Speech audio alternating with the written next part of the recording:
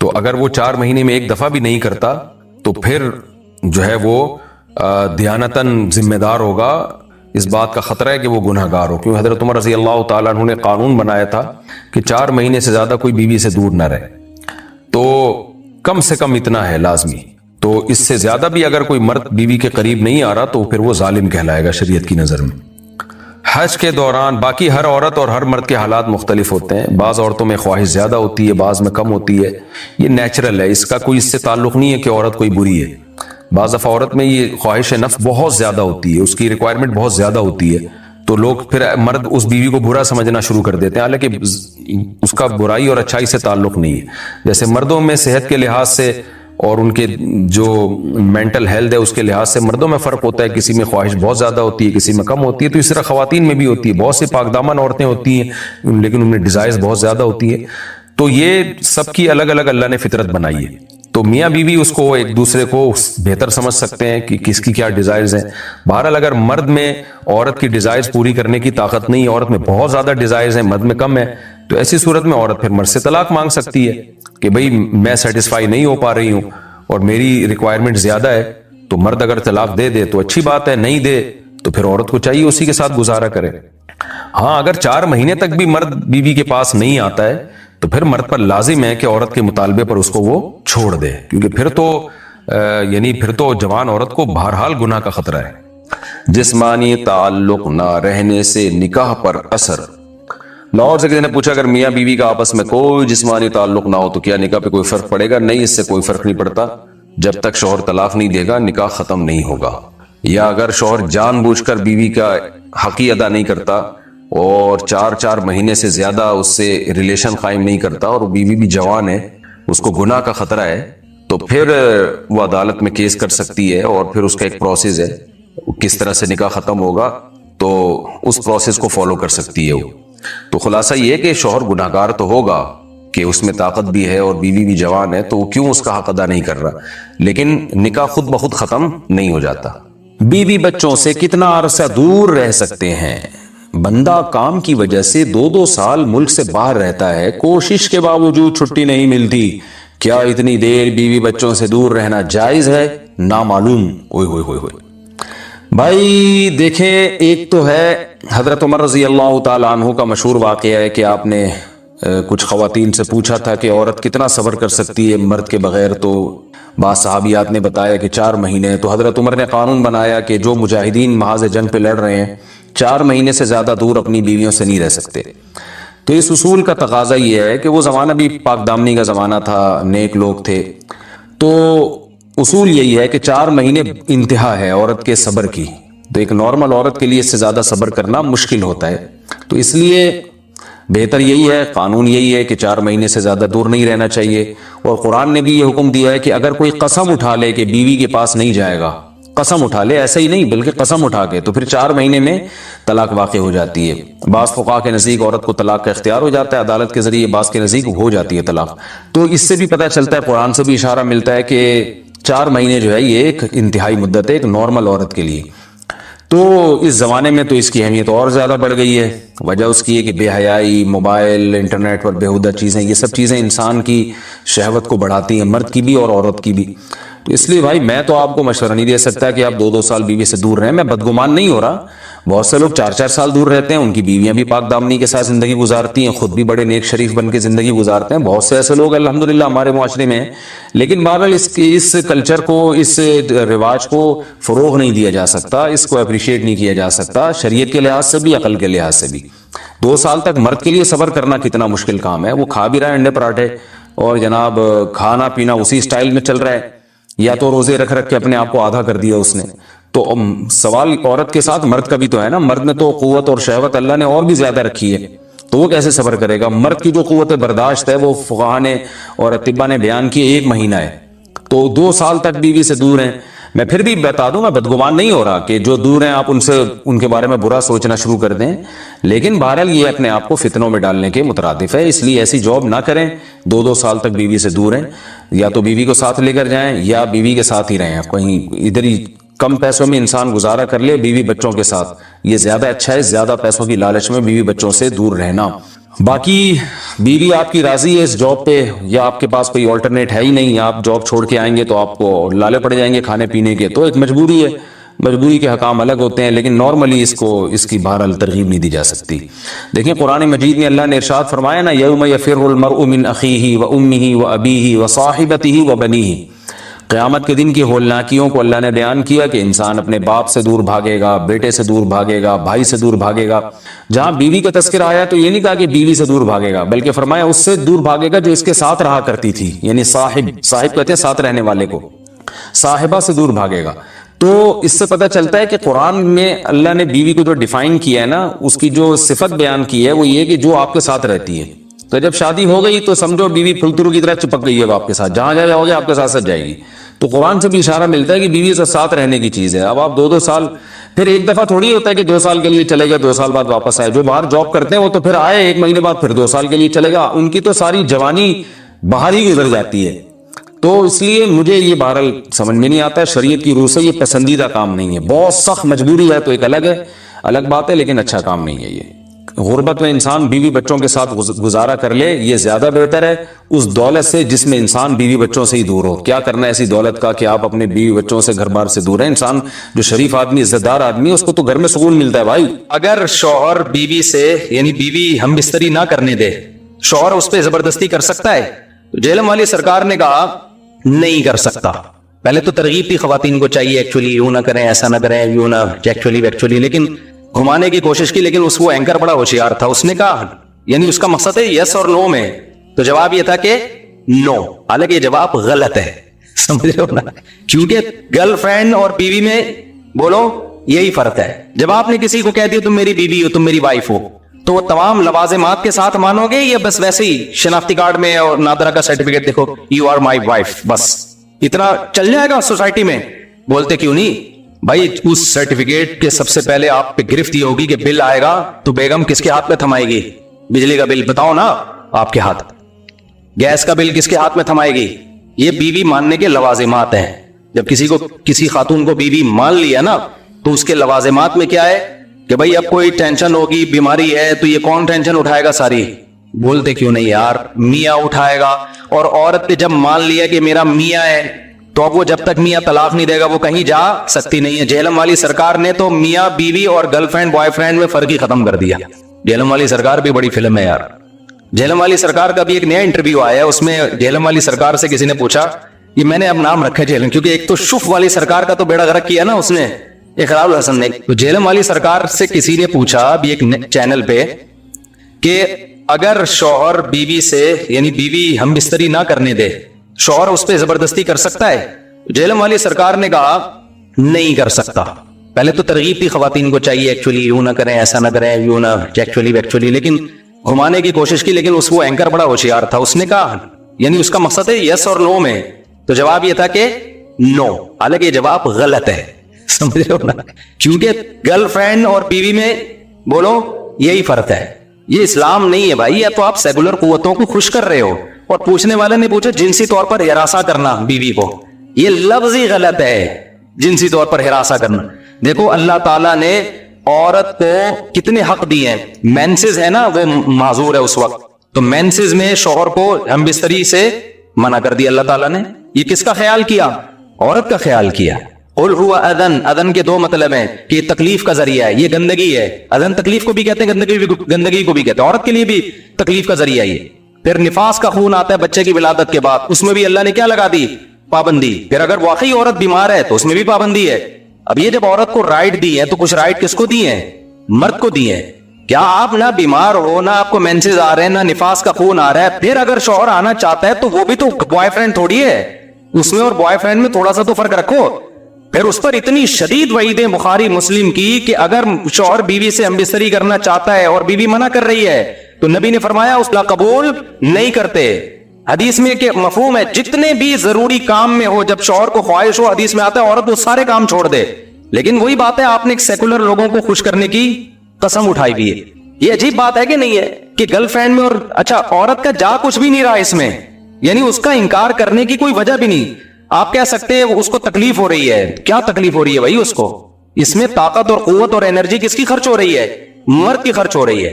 تو وہ کیا تھوڑی سی قربانی نہیں دے سکتی اپنے شوہر کے لیے؟ اس کو بالکل آپ ذمہ داریوں سے آزاد کر رہے ہو. یہ سیکولر لوگ جس طرح عورت کو ذمہ داریوں سے آزاد کر رہے ہیں نا، مرد کو بھی کس سے آزاد کر رہے ہیں؟ نان نفقے کے گوروں میں نان نفقہ بیوی کا شوہر کے ذمے نہیں ہوتا. تو اس سے ریلیشن کیا ہو جائے گا؟ مرد کو آپ نان نفقے سے آزاد کریں اور بیوی کو آپ اس بات سے آزاد کر دیں کہ شوہر اس سے ہم بستری نہیں کر سکتا اس کی مرضی کے بغیر. تو ریزلٹ کیا نکلا؟ Is equal to boy friend and girl friend. Girl friend نہیں آئی میرا خیال ہے، کیونکہ گرل فرینڈ میں بھی یہی ہوتا ہے کہ بوائے فرینڈ پر گرل فرینڈ کا نان نفقہ بولتے کیوں نہیں ہوتا، اور وہ اس سے اپنی ڈیزائر پوری نہیں کر سکتا جب تک گرل فرینڈ راضی نہیں ہے. ایسا ہی ہے نا؟ تو بھائی یہ بیوی ہے یا کیا ہے؟ اور مرد بولے گا کہ اس سے تو گرل فرینڈ اچھی تھی، گرل فرینڈ سے بھی میں اس کی مرضی کے بغیر اپنی خواہش پوری نہیں کر سکتا، بیوی سے بھی پوری نہیں کر سکتا، لیکن بیوی میں میرے اوپر ایک پینلٹی ڈال دی گئی ہے، وہ کیا ہے؟ اس کا سارا نان نفقہ اٹھاؤ. تو اس سے خاندانی نظام تباہ ہوگا کہ نہیں ہوگا؟ تو جہلم والی سرکار کو قرآن و سنت کو تو بیچارے کو ویسے ہی نہیں پتا، سینس بھی نہیں ہے. ایسی باتیں کرو جو سینس لیس باتیں ہیں، صرف سیکولر طبقے کو خوش کرنے کے لیے. سمجھتے ہو گے نہیں سمجھتے؟ جب بھی کوئی سیکولر لوگ اس طرح کا سوال پوچھا کرے نا کہ کیا اسلام میں مرد بیوی کے ساتھ زبردستی کر سکتا ہے، تو آپ اس کو بولو اس میں اس کو نقصان کیا ہو رہا ہے اور کتنی زبردستی کر لے گا، کتنی کر لے گا زبردستی اس کے ساتھ. اللہ نے لامحدود طاقت تھوڑی آدمیوں کے اندر رکھی ہے، اور اگر وہ اس کی مرضی پر چھوڑ دیا جائے عورت کی، اس کے سوسائٹی کو نقصانات کیا ہے. کتنی خواتین ایسی ہیں جن کو شوہر سے رغبت ہی نہیں ہوتی. میرے پاس کیسز آتے ہیں، ایک سال ہو گیا شوہر کو قریب نہیں آنے دیا کہ ہمارے ڈیزائر نہیں ہے. اس کا نتیجہ کیا نکلتا ہے شوہر کے حق میں؟ وہ ڈپریشن میں جاتا ہے، وہ زنا کی طرف چلا جاتا ہے. تو اسلام نے عورت کو یہاں پابند کیا ہے کہ بھائی جب شوہر تمہارا اس کا نان نفقہ تمہارے ذمہ ہے تو کسی حد تک تم پر بھی کیا ہے؟ پابندی. اب تمہارا دل چاہے نہ چاہے تم نے اس کی خواہش کو پورا کرنے دینا ہے. اس میں تمہارا نقصان بھی نہیں ہے. یہ تھوڑی ہے کہ اس کی مرضی کے بغیر اس کو تھپڑ مارا جا رہا ہے، وہ نقصان بھی نہیں ہے اس کا. تو دین علماء سے سیکھا کرو. سمجھتے ہو جہلم والی سرکار کا کلپ میں نے خود اپنے کانوں سے سنا ہے کہ 12:30 یا 12 بجے جیسے ہی ظہر کا وقت داخل ہوا تو ظہر کے ساتھ فوراً کیا پڑھ لیتا ہوں؟ اثر. اللہ میاں ایسے بھی کر سکتے تھے کہ بس الٹے لٹک جاؤ، ٹھیک ہے نا، 5 ٹائم قربانی دلوائی ہے، لیکن ایسے طریقے سے دلوائی ہے کہ اس میں ہمیں روحانی سکون ملے، اس میں ہمارا اللہ سے ریلیشن قائم ہو، اس میں ہمیں لطف اور مزہ آئے، ہماری دنیا بھی سدھر جائے. اس سے ہمیں حکم دیا سب سے پہلے فجر کی نماز رکھی تاکہ مسلمان صبح دیر سے اٹھنے والی قوم نہ بنے. اللہ میاں یہ بھی کر سکتے تھے کہ پہلی نماز 11 بجے، دوسری نماز شام 3:30 بجے، 4-5 نمازیں ایسے کر دیتے. جہلم والی سرکار نے تو کر دی، فجر رکھی ہے اور ظہر کے بارے میں بولا ہے کہ عصر سے 20 منٹ پہلے آپ ظہر عصر پڑھ لیں اور غروب آفتاب ہوتے ہی مغرب عشاء بھی اکٹھی پڑھ لیں. تو یہ عملی طور پر 2 نمازیں ہوئی ہیں، ٹھیک ہے نا. 5 نمازوں کا مطلب ہوتا ہے اپنی تمام مصروفیات کو دوبارہ سے فارغ کر کے نماز کے لیے آنا. ظہر میں آپ سارے کام چھوڑ کے آتے ہو، پھر واپس چلے جاتے ہو، پھر عصر میں الگ سے آتے ہو، پھر واپس چلے جاتے ہو، پھر مغرب میں الگ سے آتے ہو، پھر واپس چلے جاتے ہو، پھر عشاء میں الگ سے آتے ہو. یہ 5 دفعہ قربانی دلوائی جا رہی ہے. اگر اس طرح سے نمازیں اکٹھی کرنے کا اسلام میں حکم ہوتا تو 3 دفعہ قربانی ہوتی، 5 دفعہ قربانی نہیں ہوتی. دیکھو ہم ظہر سے پہلے 4 سنتیں پڑھتے ہیں اور 4 فرض پڑھتے ہیں. ان سنتیں پڑھنے میں کوئی قربانی ہوتی ہے ہمیں؟ اس لیے کہ تو نماز کے لیے آئے ہوئی ہے نا. تو اگر ہم 4 فرض کے ساتھ 4 عصر بھی پڑھ لیں تو عصر کی قربانی تھوڑی ہی پھری ہے. تو 5 نمازوں کا مطلب ہی 5 ٹائم پہ آنا ہے. اس میں شاپنگ واپنگ ہی تو رکاوٹ بنتی ہے، اور آپ نے شاپنگ کے لیے کہہ دیا ہے اہل حدیث. حالانکہ اہل حدیث یہ مانتے نہیں ہے، لیکن یہ اس کی عادت ہے جہلم والی سرکار کی کہ کسی بھی مسلک میں کوئی بھی الٹا فتویٰ دے رہا ہوگا نا تو اس الٹے مولوی کو لا کے ہائی لائٹ کر کے مسلک کو بدنام کرنا. تو ایک اہل حدیث کا کلپ وہ چلایا کہ ایک اہل حدیث کہتے ہیں کہ میں جب 12:30 بجے شاپنگ کے لیے جاتا ہوں نا اپنی بیوی کو لے کے، تو 12:30 بجے ظہر کے ساتھ کیا پڑھ لیتا ہوں. یہ جہلم والی سرکار کا کلپ میں نے خود اپنے کانوں سے سنا ہے کہ 12:30 یا 12 بجے جیسے ہی ظہر کا وقت داخل ہوا تو ظہر کے ساتھ فوراً کیا پڑھ لیتا ہوں؟ عصر. حالانکہ قرآن میں سورہ نور اللہ کیا کہتے ہیں؟ رجال لا تلہیہم تجارت ولا بیع عن ذکر اللہ واقام الصلاۃ. مسجدوں میں ایسے لوگ ہوتے ہیں کہ ان کو تجارت اللہ کی یاد اور نماز سے غافل نہیں کرتی، بزنس ہی اللہ کی یاد. اور اللہ فرماتے ہیں مسجدوں میں ہوتے ہیں. پتہ چلتا ہے کہ کہاں آگے پڑھنی ہوتی ہے، جماعت سے بھی اور اپنے ٹائم پہ بھی. اور اسی شاپنگ کو آپ نے ذریعہ بنا لیا 2 نمازیں اکٹھی کرنے کا، اثر گول کر دیا آپ نے. یہ ہے تفقہ اور بصیرت. سمجھتے ہو؟ اور اس نماز کا اجر خراب کیا ہے جس کی سب سے زیادہ تاکید قرآن بیان کر رہا ہے. تو خیر تو کیسا ریلیشن ہے؟ جلدی سے بات کو سمیٹ کے میں ختم کرتا ہوں. سب سے پہلے اللہ کیا کہتا ہے؟ مسلمان اپنے مسلم ہونا ثابت کرنے کے لیے کہ میرا اللہ سے ریلیشن ہے، اللہ نے کہا کہ 5 ٹائم نماز پڑھنی پڑے گی. اور یہ 5 ٹائم نماز کیوں رکھی ہے پتہ ہے آپ کو؟ کیونکہ وقت میں بہت بڑی تبدیلی ہوتی ہے. اللہ کہتے ہیں جب بھی اس کائنات میں بڑی تبدیلی ہوگی تو سب سے پہلے میرے سامنے سجدہ کرو گے, اس کے بعد اپنے کاموں میں لگو گے. تبھی تو قرآن کہتا ہے اقیم الصلاۃ لدلوک الشمس الی غسق اللیل, نمازوں کو قائم کرو دلوک شمس, سورج ڈھلکنے کے وقت, الی غسق اللیل, اور راتوں کے اندھیروں میں. تو غسق اللیل میں 2 نمازیں آ گئیں, مغرب اور عشاء. یہ دونوں رات کی نمازیں ہیں, لیکن ان دونوں کے اوقات میں بڑا فرق ہوتا ہے. مغرب میں فل اندھیرا نہیں ہوتا لیکن روشنی بھی نہیں ہوتی, بہت زیادہ وقت میں تغیر ہو جاتا ہے. اور غسق جو ہے لیل جب انتہائی درجے کی ہوتی ہے تو وہ عشاء کا وقت جب بالکل کیا ہو جاتا ہے, اندھیرا. آگے اللہ کہتے ہیں وقرآن الفجر, اور پھر فجر کا وقت بالکل ڈیفرنٹ ٹائم ہوتا ہے. مغرب کا وقت باقی اوقات سے بالکل مختلف ہے. سورج ڈھل گیا, غروب ہو گیا, لیکن ابھی روشنی ہے, اندھیرا شروع نہیں ہوا. پھر خوب اندھیرا ہو گیا. یہ کیا ہے؟ یہ بڑا تغیر ہو رہا ہے زمین کے اندر. تغیر سمجھتے ہو؟ تبدیلی, چینجنگ. آسان لفظ استعمال کرنا چاہیے مجھے بھی.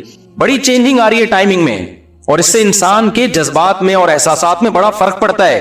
ظہر کا تو فجر کا وقت بالکل ڈیفرنٹ ہے, ابھی دن طلوع ہونے والا ہے. پھر سورج ہوتے ہوتے جب ڈھلکتا ہے نا, بالکل بلندی پہ پہنچ کے تیز تپتی ہوئی دھوپ ہوتی ہے, جس کو اللہ دلوک شمس کہہ رہے ہیں.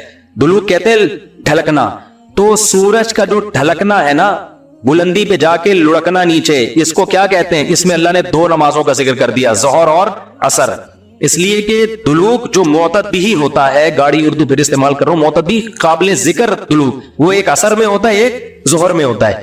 میں نے وہ کلپ ریکارڈ کروایا تھا نا عاقب سعید کو کہ 5 نمازیں اپنے ٹائم پر ہے, اور یہ قرآن کی سائز سے ثابت ہے کہ نمازوں کے 5 ٹائم ہے, 3 ٹائم کی نمازیں قرآن میں نہیں ہے. تو اس پہ میں نے کہا تھا کہ دلوک شمس ہے نا, سورج کا ڈھلکنا, تو معتدی ڈھلکنا, قابل ذکر ڈھلکنا ایک ظہر کے وقت ہوتا ہے, ایک عصر کے وقت. کیونکہ عصر کے وقت 45 پہ آ جاتا ہے, اور ظہر کے وقت بلندی پہ جا کے ڈھلکتا ہے. تو اس کے نیچے کے لوگوں کے کمنٹس آئے ہوئے تھے کہ اگر قرآن کا یہ مطلب ہے ڈھلکنے کے وقت, تو پھر تو ہر وقت سورج ڈھلک رہا ہے. سمجھ میں آیا پاگل کسے کہتے ہیں؟ یہ ہے مجتہدین.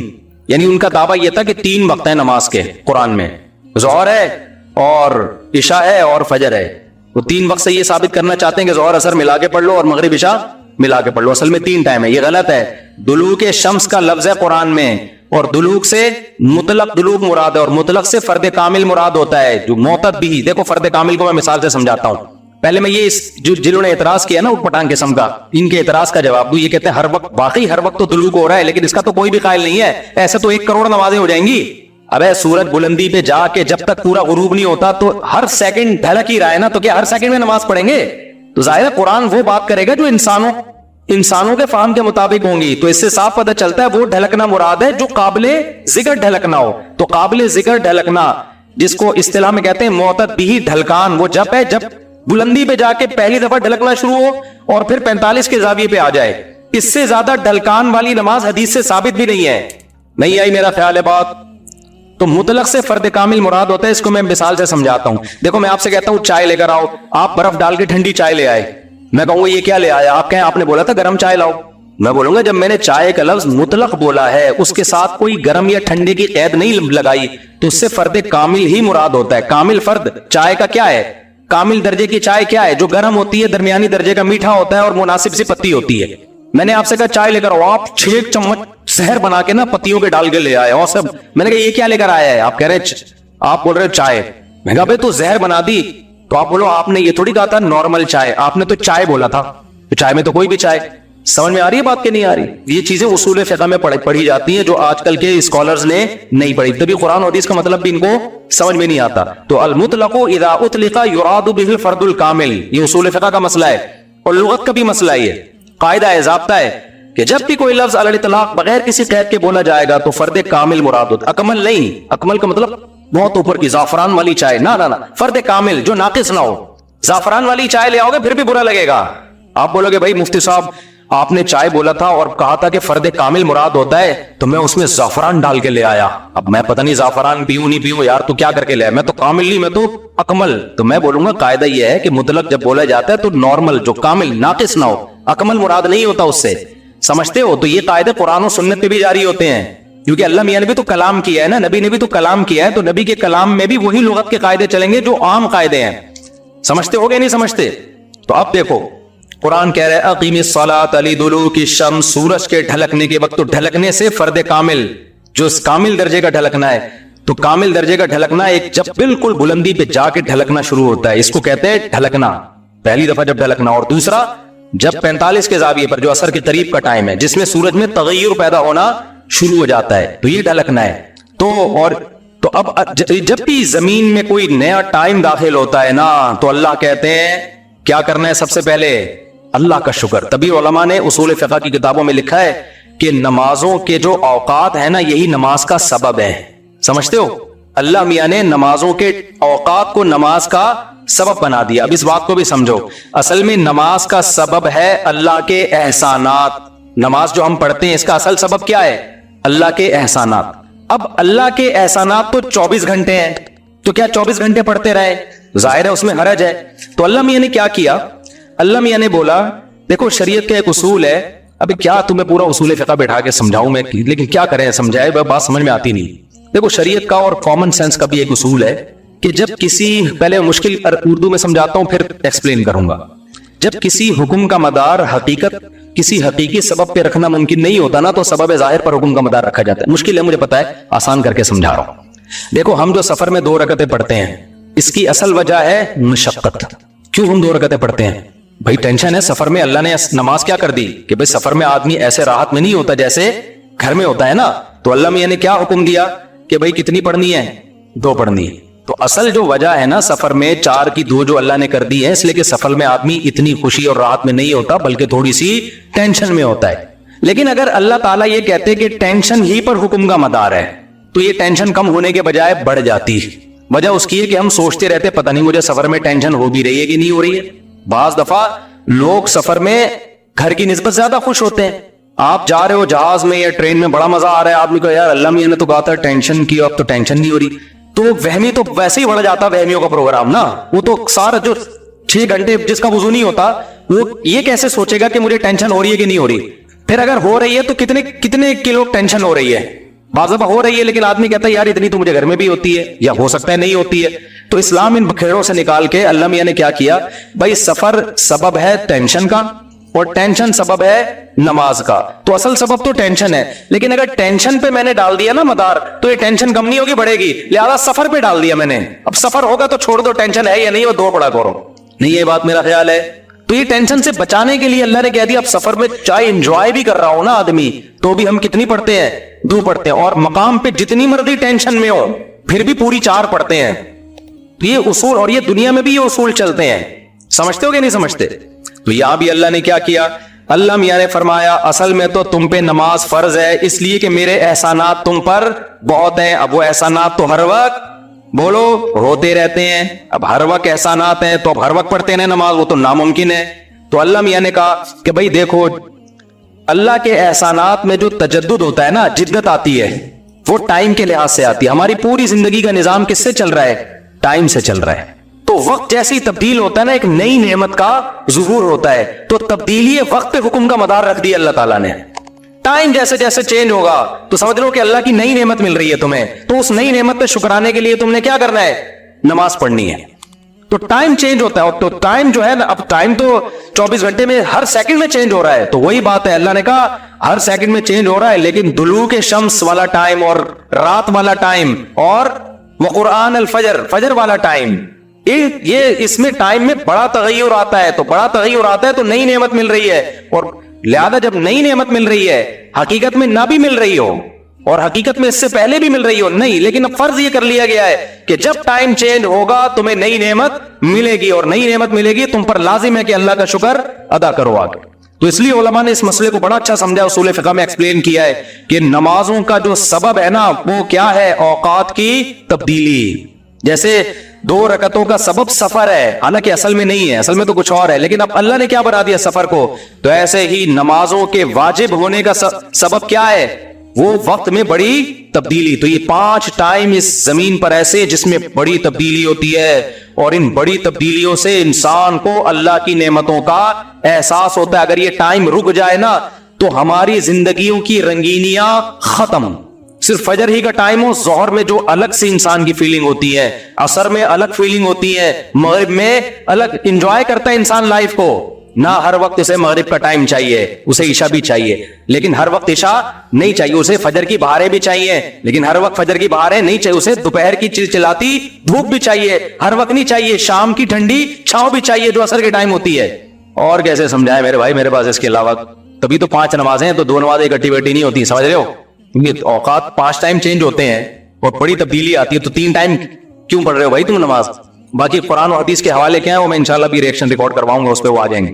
تو میرے بھائی، تو یہ اسلام ہے جو ہمیں کہتا ہے کہ جب وقت میں بڑی تبدیلی ہوگی تو تمہیں اللہ کی نعمت کو واقعی ہوتا بھی ہے، آپ رات کو سو جاؤ ٹائم پہ، صبح صادق کا وقت جب ہوتا ہے نا، نیند پوری ہوتی ہے، خدا کی قسم دل میں ذرا سی بھی اللہ کی محبت کا جذبہ ہونا تو انسان کے دل میں اللہ کی محبت کی چنگاریاں پیدا